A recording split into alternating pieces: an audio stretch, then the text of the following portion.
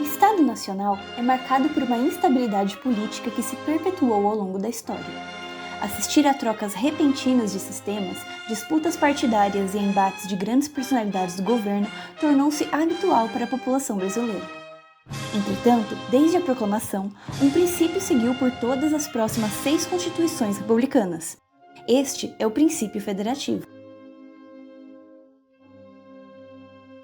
O federalismo é um ideal de sociedade política trazido pelos movimentos constitucionalistas do século XVIII e consumado na Carta Magna norte-americana de 1787.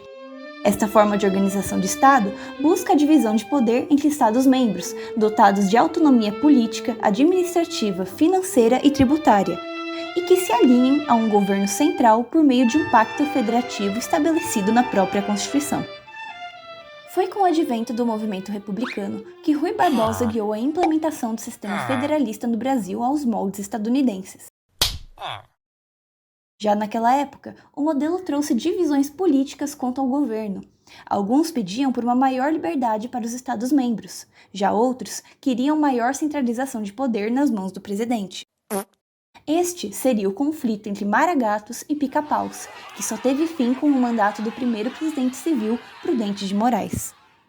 Entretanto, muitos estudiosos do direito e das ciências sociais apontam que os acontecimentos de 1889 não podem ser propriamente classificados como uma revolução, já que apesar das grandes mudanças, como por exemplo a transformação de um Estado unitário em federalista, a população brasileira não presenciou qualquer diferença em sua forma de vida, e se via, na verdade, sujeita aos pensamentos de uma minoria elitizada que movimentava a política nacional, deixando o restante do povo na miséria e alheio a estes assuntos. Deve-se dizer também que o transplante de formas de Estado de um país para outro, sem levar em conta os aspectos históricos e sociais que o tornavam adequado a um determinado ambiente, é uma prática falível, visto que o direito é, por excelência, um fenômeno cultural.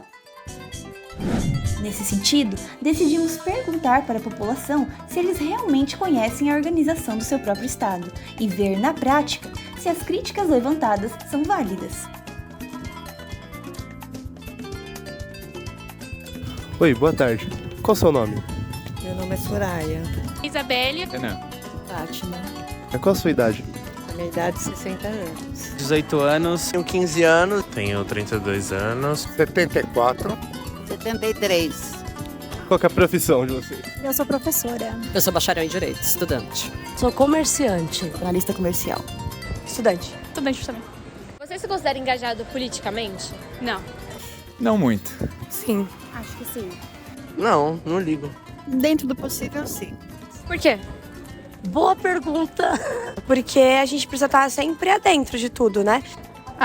Por desinteresse meu em si, em questão da política brasileira. Não sabe até que ponto é real o que a gente vê ou não. Você acredita que a população entende a forma de Estado brasileiro? Não.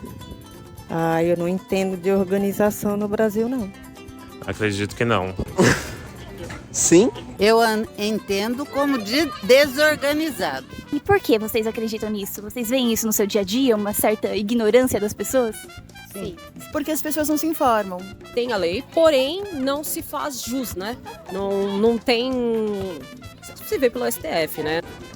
Eu com esses porquês são muito difíceis de responder, hein? Qual você diria ser o modelo e organização do Estado brasileiro? Eu não sei te dizer. Democracia? É. Tem que ser um país democrático? Não sei. Moça, não faço a menor ideia. Federalismo? O que você diria ser a União? A União, o país. A União é o governo. É a união dos poderes. Esses poderes eles têm que estar unidos para cuidar da população. Trabalho junto. Trabalho... O que você diria que é o federalismo? E esse nome é familiar para você? Não muito. Para mim não é muito familiar, assim. Acho que eu não saberia te responder isso. Não entendo muito. Agora você me pegou, viu? A federação, né? Já fala, né? Federalismo é o governo federal.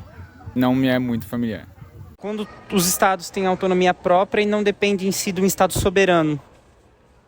O federalismo é a manifestação política da complexidade social. Este modelo de Estado tem como prioridade abarcar a heterogeneia de uma nação nas instituições governamentais. tornando assim a máquina pública capaz de atender a variedade de demandas do corpo social. Esta é a renomada teoria sociológica do federalismo, criada pelo professor e presidente da Universidade do Texas, William S. Livingston. Pensando dessa forma, como legitimar um sistema federativo desconhecido pela própria sociedade? No dia a dia, você sente que a maior influência nas coisas ao seu redor vem do município, do estado ou do governo? Eu acho que do governo. Município. É o município. Do estado. Acho que do governo federal. Do meu estado. Verdade, do governo federal. Muito mais do Estado no dia a dia, mais do governo federal na parte econômica. E falando ao Brasil, declaro promulgada o documento da liberdade, da dignidade, da democracia. Durante os debates da Constituinte de 1988, o federalismo foi retratado como um conceito utópico e teria sua efetividade reduzida nos assuntos referentes ao orçamento da federação. Apesar dos clamores por uma maior descentralização de recursos, o texto constitucional deu enormes poderes à União, culminando numa agressiva dependência financeira dos estados e municípios quanto ao poder central. Então, o federalismo que não existe no Brasil, porque os municípios quase só podem decidir sobre o habite das casas e as árvores, né? E o Estado também não pode decidir muita coisa, tudo está na mão da federação, toda a tributação vai para a federação, no sentido de poder de Brasília, ela tem um controle sobre tudo e isso, inclusive, produz maior corrupção, porque produz maior centralização de verba. Se existe um problema, por exemplo, no transporte público da cidade, qual desses você acha que deveria ser cobrado? Município, estado ou União? Eu acho que município, porque, se o problema tá naquele lugar ali específico... Eu acho que é o município, né? Governo. Então, eu iria pro estado. Ao município, com certeza. Bom, já se você tiver um aumento muito grande no IPVA e no SMS, quem vocês devem cobrar? Isso eu não... Meus, particularmente, não faço ideia. É o Estado. Ao Estado, né? Ao estado. Ao governo. E quanto à competência da conservação da natureza? União. Teria que recorrer ao federal, porém, a gente não tem para quem recorrer, porque ninguém faz nada. Eu acho que é o governo. É o governo. É o governo também, né? A União, com certeza. Aí tem que ser a União, né? O governo federal. Para você, qual a importância de que o povo brasileiro conheça seu próprio modelo de Estado?